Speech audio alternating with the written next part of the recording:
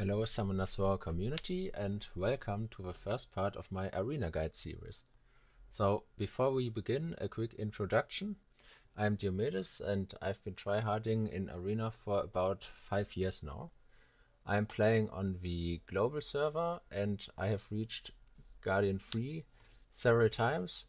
My highest rank before the Arena rework in May 2025 was rank 18, I believe, and after the Arena rework, which made Arena at Guardian level much easier, I managed to get rank 4 two times so far. So, of course, I'm not the best Arena player. There are people that have Legend countless times, of course, so I know some players that have reached Legend rank, so that means rank 1, in case you don't know, at least over 20 times, but the aim of the series will mostly be about fundamental concepts for players that are new to Arena and not so much about very high-level strategies. In this video, I will try to cover most of the basic concepts, just so that everyone can be on the same page before I start to cover like different offense and defense strategies in the next videos. Alright, so let's begin with the very basics. So Arena is a PvP modus where you are fighting 4 versus 4 against an AI controlled defense set up by enemy players, and you will be placed in a league with 10k other players, and new players will be placed in a league of their own. So right now I'm rank 32 in League 5, and the points that you gain if you win or lose against other players will determine, of course, your rank in the league. So the rank points right now I have is 1349. And how much rank points you gain for each battle, or how much points you lose in case you lose, depend on your rank relative to the enemy. So usually it's between between 15 and 5. So if you are fighting someone which is pretty close to you in rank, it should be around 10. But depending on the difference between ranks, it can go up to 15, or you can also only get 5 points per win. So here you will be given a list of 10 random players chosen around some range of your rank within your league, where the player given on the very top of your list is always the one with the lowest rank relative to all these 10 players here, and the one at the bottom always has the highest rank points. So that means that if you hit the guy on the very bottom, you will get more points than, or the most points actually, and if you hit the guy on the top, you will get the least points. Also, if you lose to someone consecutively, so if I keep hitting this guy like 3 times and lose for some reason without hitting anything else, it will drastically reduce the amount of points that I lose after the first loss. And this will of course, so all of this will of course also apply to other people fighting your defense. So if someone that is like in my case, someone at like rank 100 would hit my defense, I would lose way more than 10 points. So if you for some reason cannot find anybody here that you can beat, or you for some other reason want to fight other people then that you have on the 10 random guys here, you can also manually refresh your list. And this refreshing, however, has a cooldown of 2 minutes, but you could also pay 10 crystals, which is usually not worth to do to instantly refresh the list. And By building up a win streak, you will also gain some buffs, but these are not really reliable. So this is just something that is nice to have, but I would never like rely on this. And also, if you refresh the list, you will lose the buffs. But if you manage to beat all 10 people here on the list, it will automatically refresh the list and you will get 2 free arena wings. The different ranks in arena are like in the other PvP modus in Summoner's War. Conqueror, Fighter, Challenger, Fighter, Conqueror, Punisher, Guardian, and rank 1 is Legend. And you can see that each rank has a requirement for rank points, but also we have a requirement for a certain amount of people.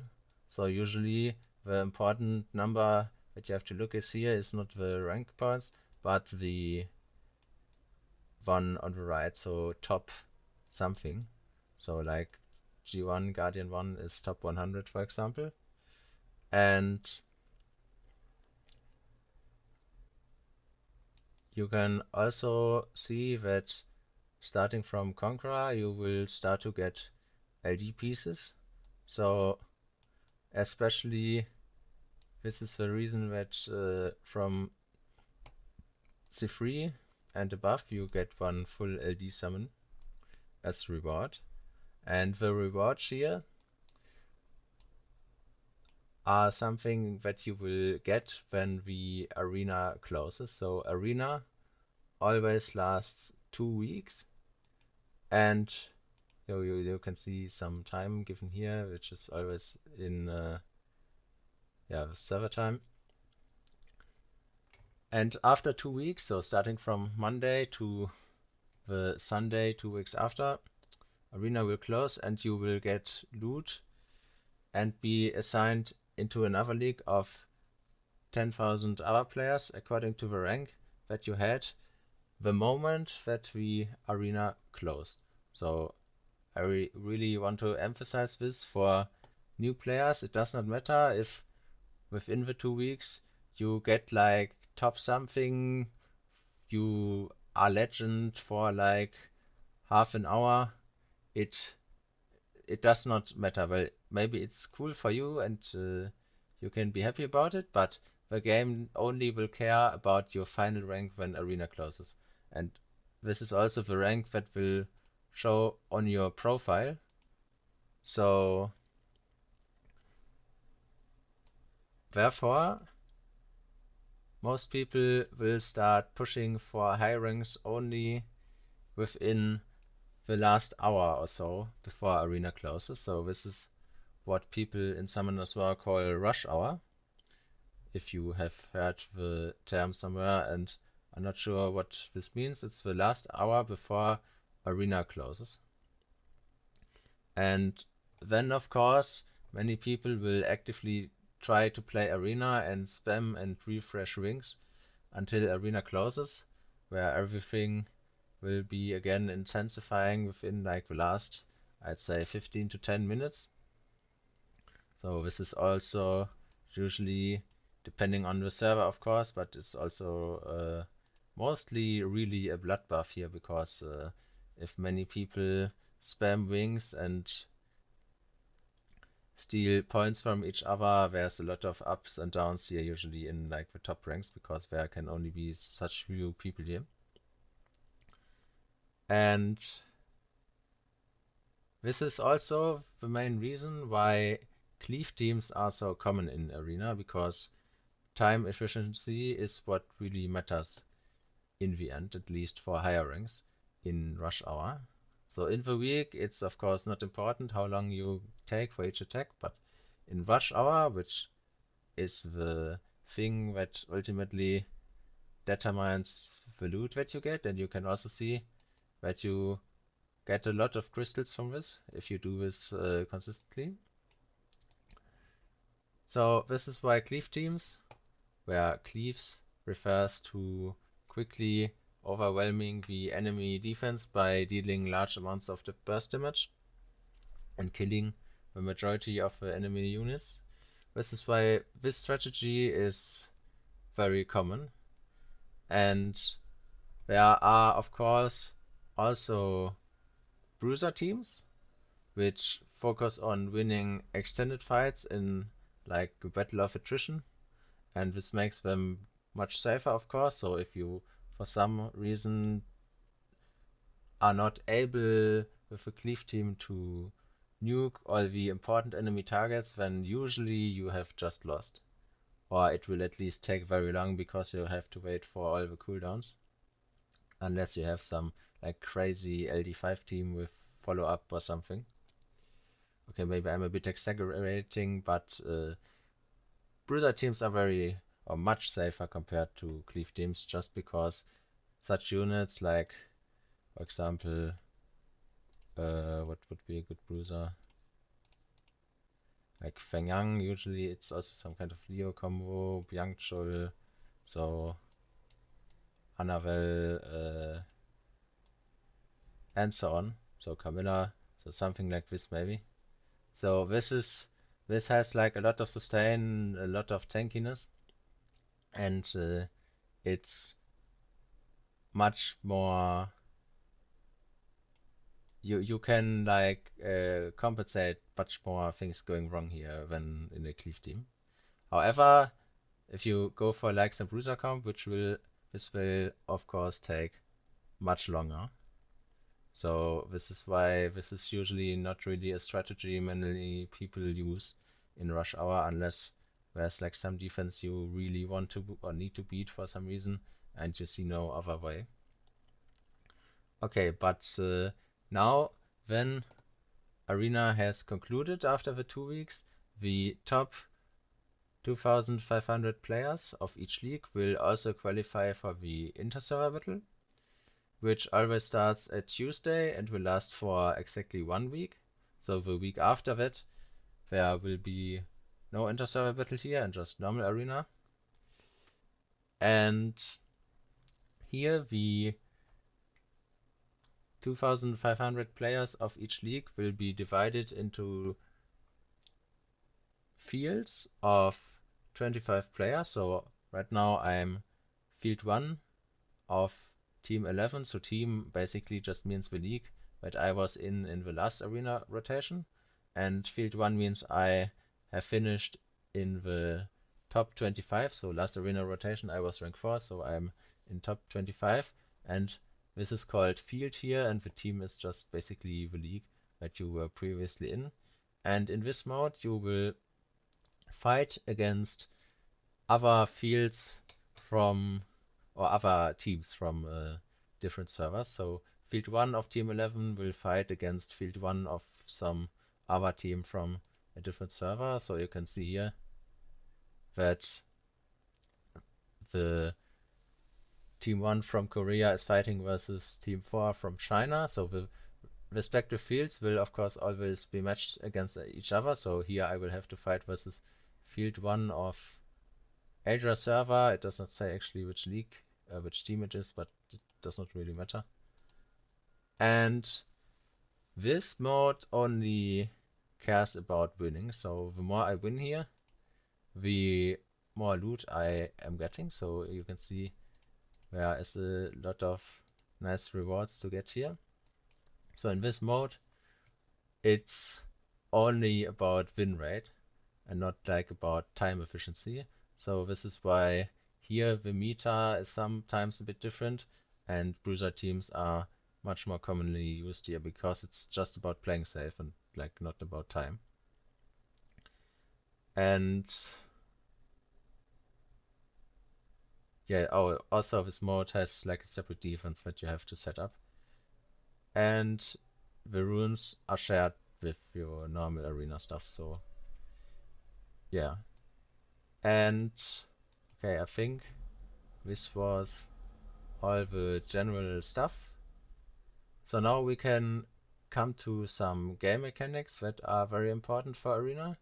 And I think the most important one is, which is also like kinda basic, but I always see some people that don't know about this is how to understand resistance accuracy checks, because this is very important for support units that you want to land death break or strippers. Uh, how for what accuracy you need. So in Summoner's War, the chance to land a debuff on any skill, for example, here I have like Azima skill 3, which has 3 hits with 100% defense break rate and dots. So there's an activation chance in the skill, so if it's not specified, if it just says like defense break, then you can assume it's 100%. So for some other skills, you can see here it's 35% per hit or something. And this is the activation chance. But on top of that, there's also the chance for an enemy to resist the debuff. Well, it's not only debuff, it's also stuff like attack bar control and cooldown reset and so on. So the chance to resist for the enemy is calculated by the enemy resistance value minus your value of accuracy for the attacking one. However, this cannot go below 15%. So if I have an enemy that has 100 resistance, or for example here my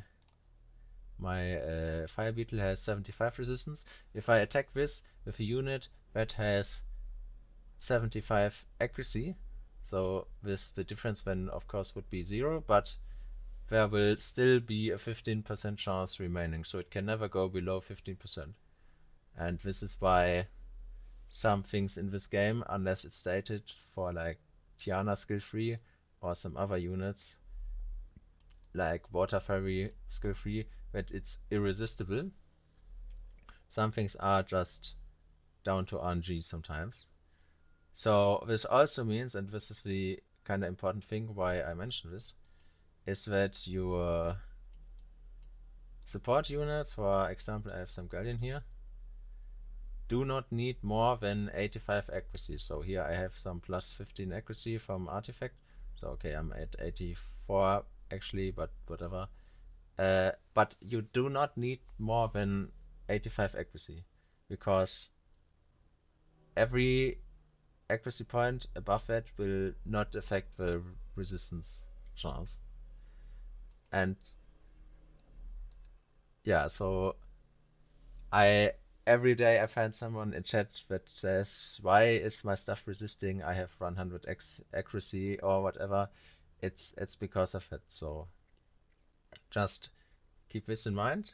And then the next important thing, which is also very crucial for nearly all arena offense teams, is speed tuning and turn order. So as you might know, the turn order in this game is determined by the state of the attack bars of all units, which will depending on each unit's speed. And one tick is the step in the game that appears after a turn or if no unit has over 100% attack bar.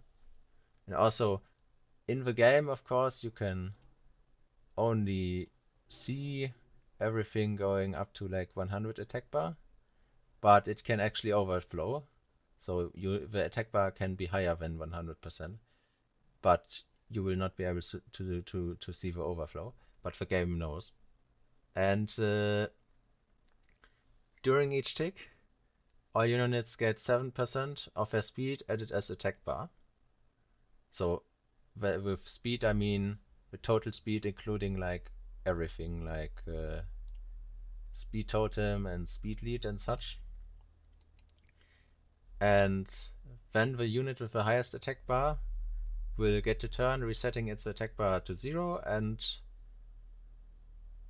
yeah, then so on. So also if attack bar is overflows or attack bar is overflowing, it's still of course the unit with the highest attack bar will count. But this will in RTA, I think it's you can see it by now which unit will move next. But here, like I do not know if Triton will move or not. Well, you can calculate everything, how the speed tuning must be, and I will come to this in a second, but uh, in Arena you cannot see this. Okay, so with this information, it is possible, if you know like each unit speed, to calculate what speed you need to have in a team. So for example, here I have like Kabila boosting by 30%, and then I can calculate, okay, which speed do all my other units need to have so that the enemy will not cut me. And this is a bit more complicated maybe, but I will not explain this here. I will just refer to some website where there's like a calculator where you can easily do it, where you just have to enter like your values and your team, and then it will do it for you and show you the speed and everything you need to have. And also, I think there's a very good video from Saishizo where he explains everything in very detail. I will also link that. But now something that is kind of connected to this is the turn order, in the sense that which unit will move first if two units have equal speed. So for example, if I delete Kabila here, you can see my Azima and my Aquila both have 322 speed. By the way, if you do not know how you can view this battle speed here, if you go to this button and then here you can turn here attack speed showing, I don't know how the English translation is, but this button needs to be turned on. Okay, and now if two units have equal speed, how do I know who moves first? Well, if two units have exactly equal speed, the game will determine the turn order from left to right in battle. So here the unit at the top will be very left, and then this will be the second, so Kabila, Aquila, and then Azima. So you can see if I go to battle, this will exactly be the alignment of the units. And then, since Aquila and Azima have equal speed, but Aquila is left of Azima, Aquila will always move first. And compared to the enemy, so if I would put the same offense as I have the defense right now, so this would be, where's my try? Here, Fire Beetle and Azima in the same order. So of course now I have equal speed, so my because it's the same Triton, but the attacker will always move first in this case. So this is like the very limiting case, that in case everything is equal with offense and defense, the offense will move first. Alright, and also what you need to keep in mind with the speed values here, in case you do like some calculation for your own, the game is always rounding everything behind the decimal point up and down. So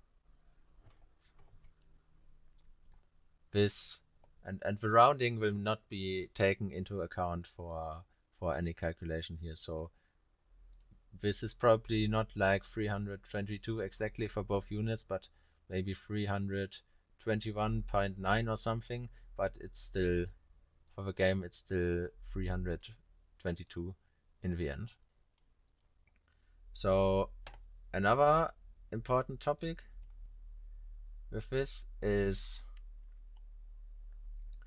how do I know what defenses I can speed contest?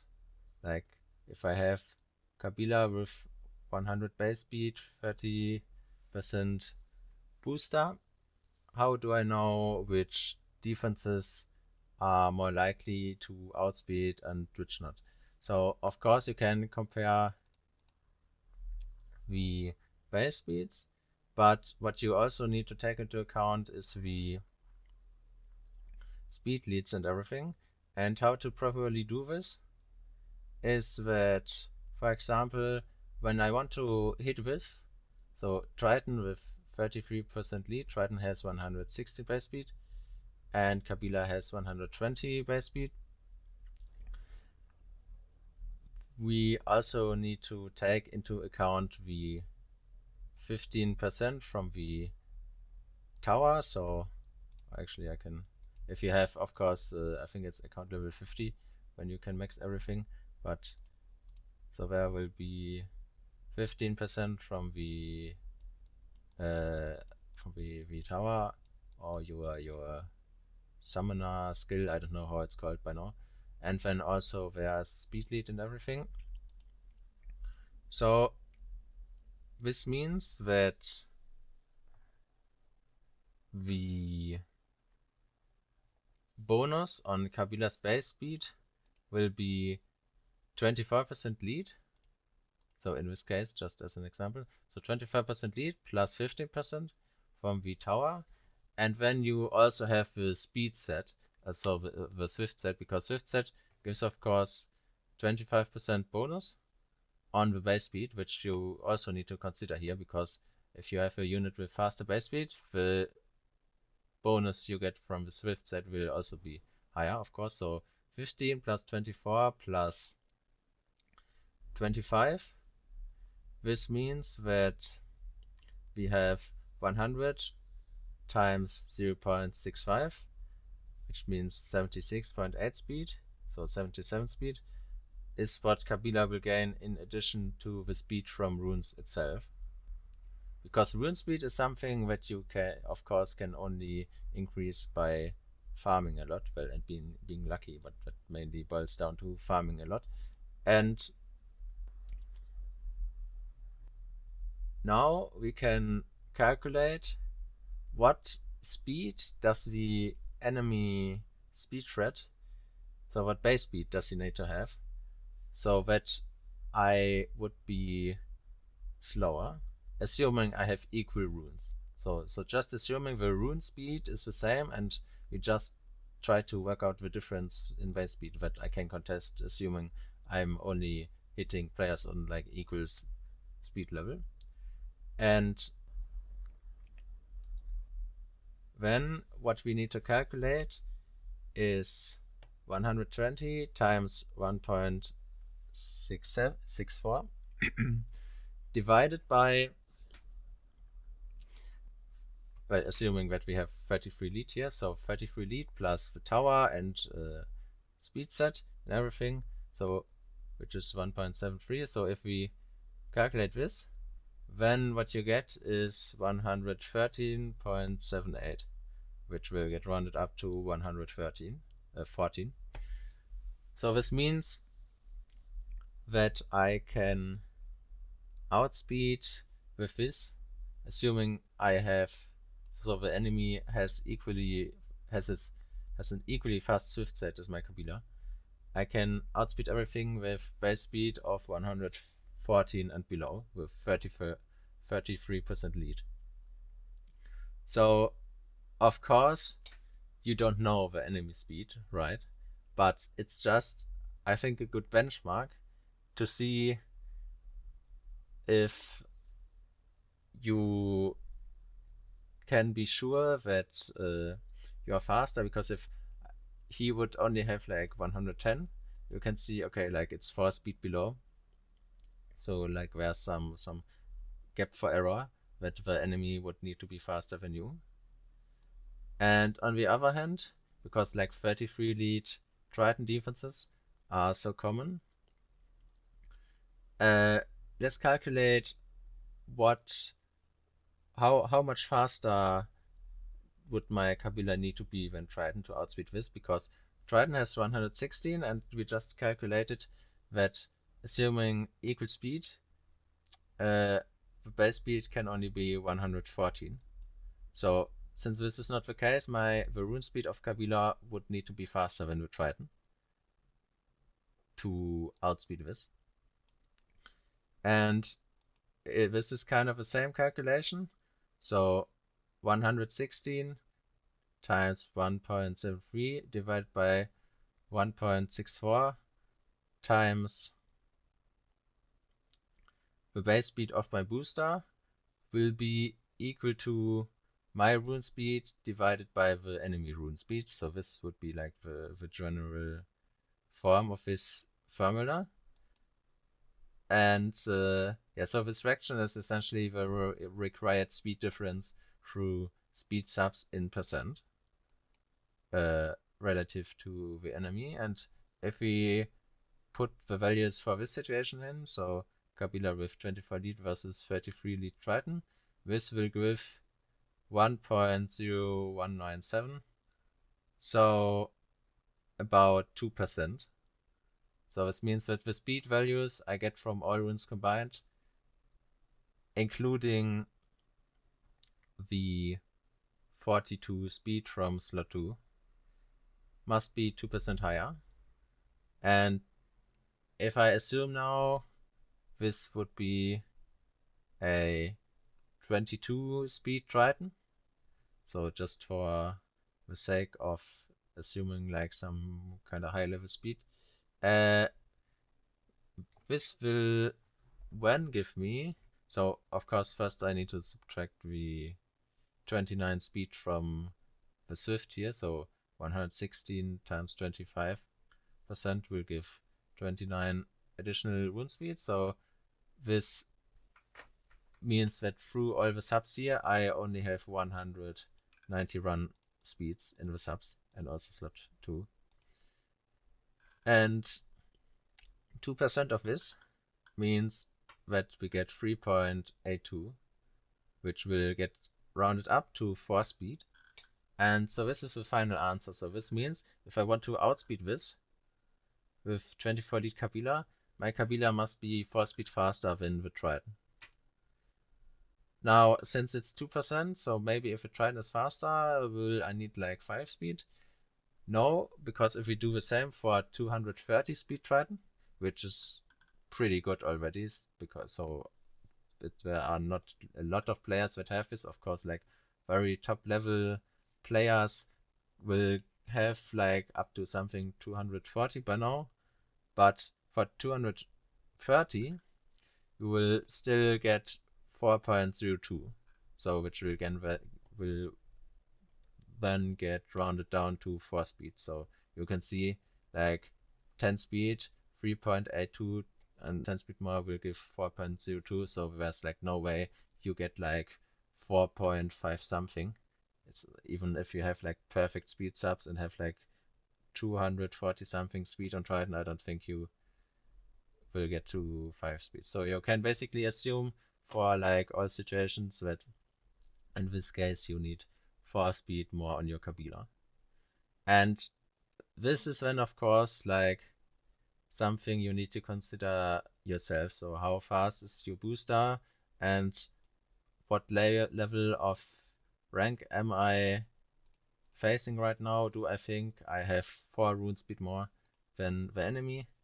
And from that you can like, yeah, decide for yourself. Then some thing actually I could add. This is something maybe I will cover in some of the next parts, but when it comes to like this problem, so to say, everything, first of all, every defense in this game can be beaten with some sort of bruiser comp and stuff. So if you ask me, hey, what do you think is like the best defense without LD5s or something, or even with LD5s, it's there's like no top best defense point blank that is like unbeatable something. Like even if you put like 4 LD5s there, it's still somehow beatable. But the question for Arena is how fast can you beat it? So if what's the fastest way, or what's the accessibility? Like do you need like some LD4, LD5 to beat it fast or whatever? And this is the question, because everything can be bruised literally. Like you can do like something like this and water demon +1 and you can like beat nearly everything, unless like there's Oblivion or anti-revive, but when you can do something else. So this is, by the way, fun fact, this was like one of my first arena offenses back when I didn't know like anything about arena. Uh, yeah, but what I wanted to say is that if you are sure that you outspeed everything, then things look much different than if you are at a level where you know you cannot outspeed. So you can basically you can either beat or you can win by rune quality, because if you outspeed something, you do not really need to think about changing your team comp, because okay, my Tiana is missing a rune here, but if this can beat like so many stuff, but the problem is at some point my Tiana will of course not be able to outspeed Tritons, even if I put my fastest Swift set. So, for example, if you watch Sai Shizo, what he does a lot is do something like hold on, like Tiana, and then where is she? So assume this would be Nephthys, so 24 lead, and then Grogan, so Dark Dragon. So I just, of course, I don't have this units, but what Sashizo does a lot is like this. So 24 lead and then Grogan, and you have like boost, Tiana, guaranteed strip, Nephthys basically guaranteed death break because irresistible, and then crazy AoE damage, element neutral, whatever. But as I just showed you, to hit all the 33 Triton stuff that he does frequently with this, he needs his Kabila to be 4 speed faster than the enemy Triton. Now, Saishizo is an ex-SWC player. He plays the game kind of like full time. He has crazy runes, crazy accounts, so of course he can like outspeed everything. And if you watch his Arena Rush videos, he uses like, at least what I remember, mostly this team, and just cleaves all the Triton defenses like it's a cake. So this is something you can do if you have, of course, very good runes. But what I prefer more, because also I don't think my Swift runes are too good, I prefer beating enemies in terms of team comps. So every defense has like some conceptual counter to it. So for example, if you have some kind of defense that is like very tanky, high defense units, then Dushan would be good. So if I, because he has like ignore defense, just maybe there's some better example. Okay, uh, or something that is like very fast, very tanky, but does not really have any threat. I don't know. Do I have like some example here? So if I have something like this, and then maybe something like mdot. Where's my mdot? Here. So this is kinda very fast. Camilla is hard to cleave when you also have mdot that will or can disrupt you. But the issue with this team, for example, is that it does not have really a lot of damage, and then in this case you can use something like a dot team. And this is like, you can do like this kind of thought process for basically every defense. So every defense has like some kind of weakness. Maybe it's not obvious, especially if there are like multiple LD5. So this also, for example, looks kind of annoying.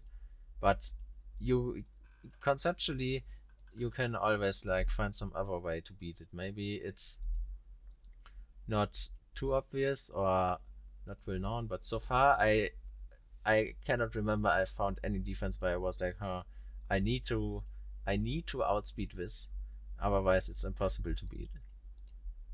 So this is kind of like the thought process that I prefer, because the issue with outspeeding is there will always be like someone that has better runes with you than you, especially in a game like Summoners War where there is pay to win, obviously, I'm not saying that you need to do pay to win for Arena. You do not. I think actually Arena is the game mode that is the most free to play friendly.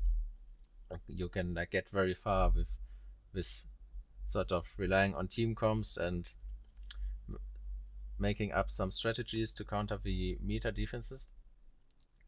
So this is like I always think it's amazing if there's like some guy where I know here, for example, this guy's in Malevolent, which is one of the best goals on global server, or actually no, it was.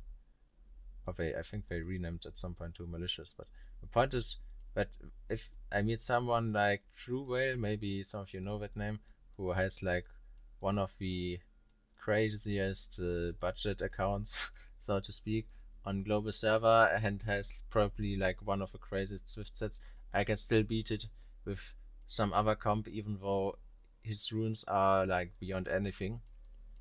And yeah, so this is what I will try to kinda explain in the next videos.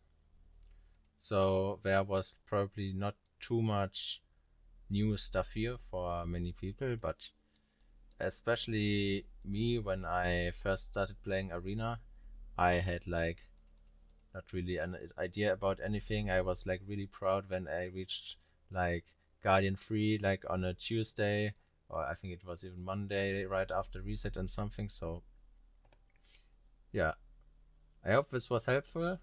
If you have any feedback or ideas for topics I should cover, please leave them in the comments.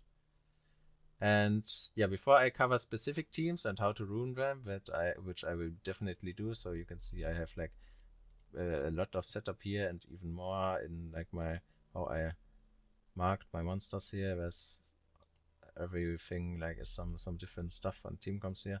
Uh, I will probably do some more videos on some other general topics for both arena offense and defense and strategies, and also maybe some strategies for rush hour. Alright, so I hope this was helpful and thanks for watching.